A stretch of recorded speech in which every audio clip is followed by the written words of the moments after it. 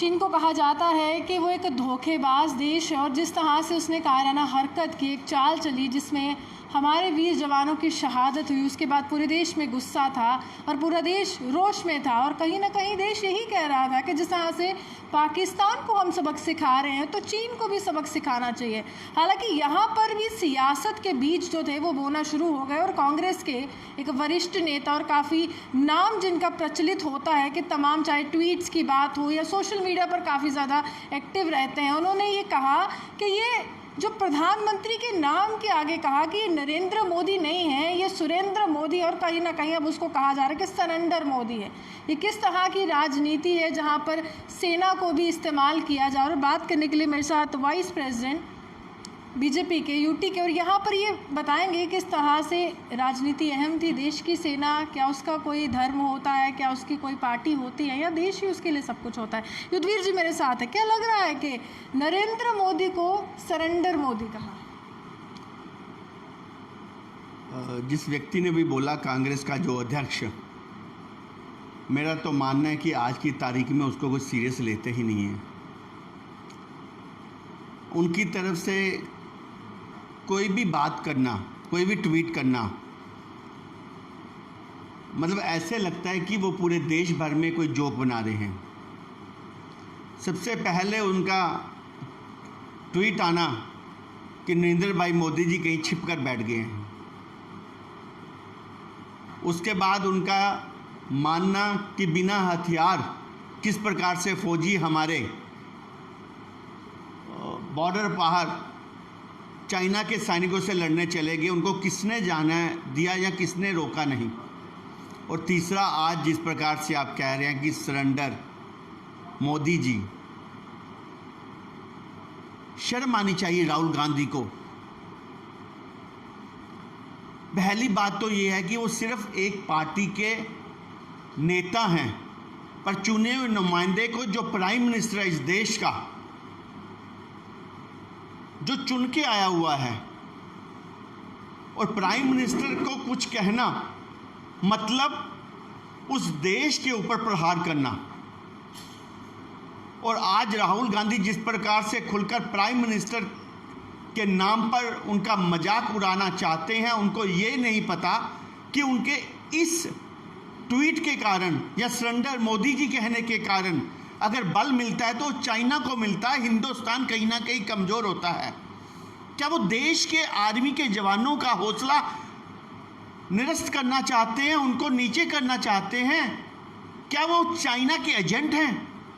DNA में तो लिखा हुआ है चाइना के कि वो झूठे और फलफरेब हैं। मेरे को लगता है कि कांग्रेस के भी डीएनए में ये लिख चुका है। उन्होंने कोई भी बात करनी है वो सिर्फ देश के हित में ना कर देश को खत्म करने की बात करनी है। हिंदुस्तान के पूर्व प्रधानमंत्री डॉक्टर मनमोहन सिंह ने भी इस पर तर्क दिया और उनका कहना है कि जिस तरह से देश के प्रधानमंत्री ने कहा कि कोई घुसा नहीं है हमारी सीमा में और ना कोई घुसा था, और कोई भी अगर व्यक्ति हमारे देश की तरफ आंखें टेढ़ी करेगा तो सेना सक्षम है पूरी तरह से जवाब देने में। तो उन्होंने कहा कि ये जो घुसने वाली बात है कि जो सीमा में कोई नहीं आया है, इससे आप कहीं ना कहीं चाइना की जो बातें हैं, जो षड्यंत्रकारी नीति है, उसका प्रचार कर रहे हैं। और सीधा सवाल है कि जवान शहीद कैसे हो अगर कोई घुसा ही नहीं है?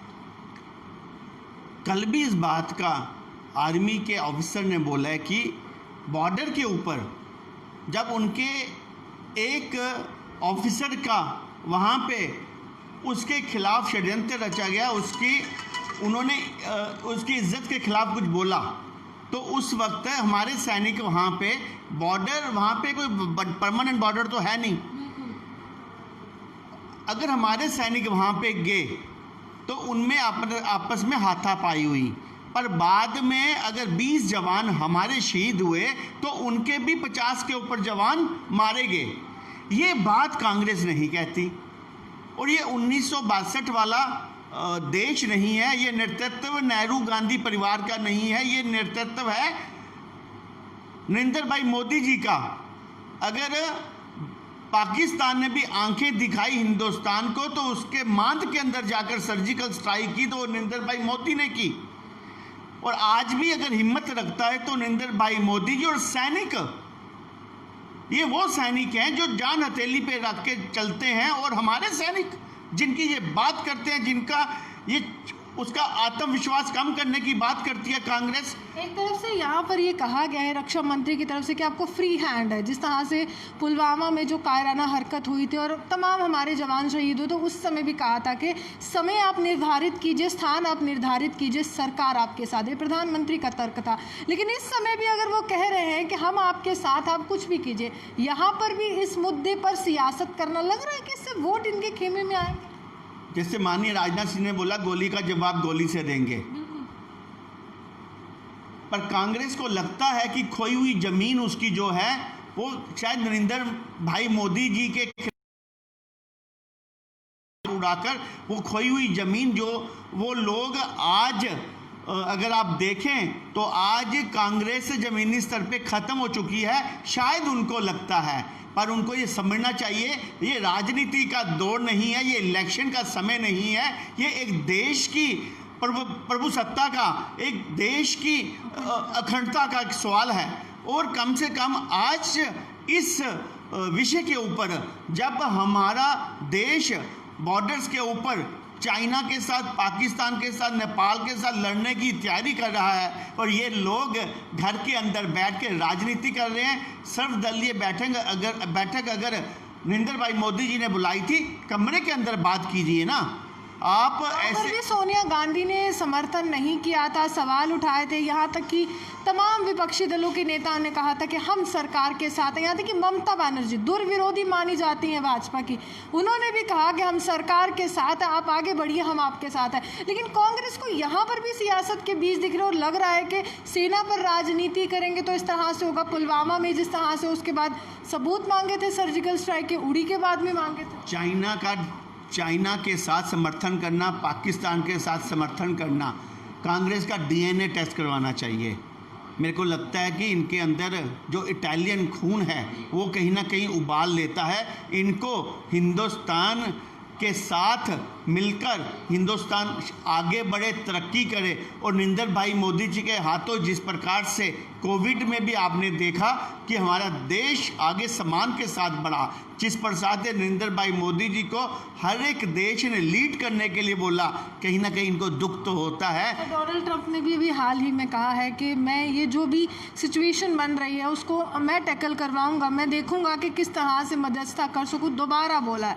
आपको लग रहा है कि अगर हम कहते कि सुप्रीम पावर एक तरह से चाइना को मानते थे और अमेरिका को मानते थे, उसके बाद कोविड के बाद जिस तरह से हमने अंतर्राष्ट्रीय स्तर पर काम किया तो हम भी उस एक ताकत के साथ इमर्ज हो रहे हैं, हम भी हो रहे हैं, और वो चाइना की बौखलाहट। बिल्कुल, ट्रंप जी का हमारे साथ आना, रशिया का हमारे साथ आना, और कितने देश हमारे साथ खड़े हुए इस चाइना के विषय के अंदर। और बॉर्डर के ऊपर युद्ध लड़ना कोई बड़ी बात नहीं है हिंदुस्तान के लिए आज की तारीख में। आप हौसला देखें कि एक उनके ऑफिसर को अगर उसका अपमान किया, किस प्रकार उन्होंने जाके वहाँ पर हमला बोल दिया, और निहत्थे अगर 20 जवान हमारे शहीद हुए तो 50 जवान उनके भी मार दिए गए। और उसके बाद आज भी आप हौसला हमारे सैनिकों का देखें, वो कहीं किसी से कम नहीं है। पर अगर कोई व्यक्ति मध्यस्थता करता है और मध्यस्थता करने के बाद कहीं ना कहीं आने वाले समय में जिस प्रकार से ये तो राजनाथ सिंह जी ने कह ही दिया है कि वहाँ गोली का जवाब गोली से ही होगा, निहत्थे हम लोग वहाँ पर बॉर्डर के ऊपर सर्च नहीं करेंगे। इसके बाद भी अगर कहीं ना कहीं युद्ध की तैयारी अगर की जाती है तो मेरे को लगता है कि हमारे प्रधानमंत्री जी, हमारे होम मिनिस्टर जी, हमारे सैनिक सारे तैयार हैं, उनमें किसी चीज़ की कमी नहीं है। और उसके बाद जो देश की जनता है, जो देश के राष्ट्रभक्त लोग हैं, आप देखो सड़कों के ऊपर किस प्रकार से श्रद्धांजलि दे रहे हैं, वो किस प्रकार से वो आगे निकलकर, किस प्रकार से वो सड़कों के ऊपर तिरंगे लेकर वो कह रहे हैं कि सैनिकों आप आगे बढ़ो, हम आपके साथ हैं। ये इतना बड़ा प्रमाण है कि हिंदुस्तान आज कितना मजबूत है, सैनिक भी मजबूत है, उनका नेतृत्व भी मजबूत है, उनके यहाँ के राष्ट्रवादी लोग भी मजबूत हैं। तो उस हालात में कोई भी हमारे देश को हिला नहीं सकता। अगर हिला सकता है तो अगर हिलाने की कोशिश कोई करता है तो वो कांग्रेस मन बना चुकी है कि हमने नरेंद्र भाई मोदी जी का अपमान करना है। पर मैं फिर कह रहा हूँ, इनका कुछ नहीं होने वाला कांग्रेस का। नरेंद्र भाई मोदी जी का अपमान जो भी पार्टी करेगी वो पार्टी धरातल के अंदर जीरो हो जाएगी। और राजनीति अखाड़ा तब खेला जाता है जब चुनाव होते हैं। सीमाओं की रक्षा पे और देश की रक्षा के लिए आप कभी भी ऐसा कोई भी ट्वीट ना कीजिए या ऐसा कोई भी आप संदेश ना दीजिए जिससे हिंदुस्तान की जनता को लगे कि पाक में बैठे हुए या चाइना में बैठे हुए आप अपने दुश्मनों को खुश कर रहे हैं, वहाँ के लोगों को खुश कर रहे हैं और अपने देश के लोगों का अपमान कर रहे हैं। चलिए शुक्रिया। साफ तौर पर हाल ही में प्रधानमंत्री ने ये भी कहा था कि भारत अखंडता के साथ, अपनी अखंडता के साथ और संप्रभुता के साथ समझौता नहीं करेगा। लेकिन फिर भी देश में कुछ ऐसे नेता हैं जो राजनीति इस मसले पर भी कर रहे हैं। लेकिन उनको ये सोचना चाहिए कि सेना का कोई धर्म नहीं होता। सेना के लिए सबसे अगर तत्पर होती है तो भारत माता की रक्षा करना होती है। और बचपन से ही अगर कोई बच्चा सैनिक बनने का सपना लेता है तो दिल में एक ही कसक होती है कि मरते मरते भी उस मिट्टी को अपने सर पर लगाकर, अपने माथे पर लगाकर ही मरूं जिसके लिए मैंने यहाँ पर जन्म लिया है। इसी के साथ कैमरामैन गुलशन कुमार के साथ मैं रूहानी आपसे विदा लेती हूं। नमस्कार।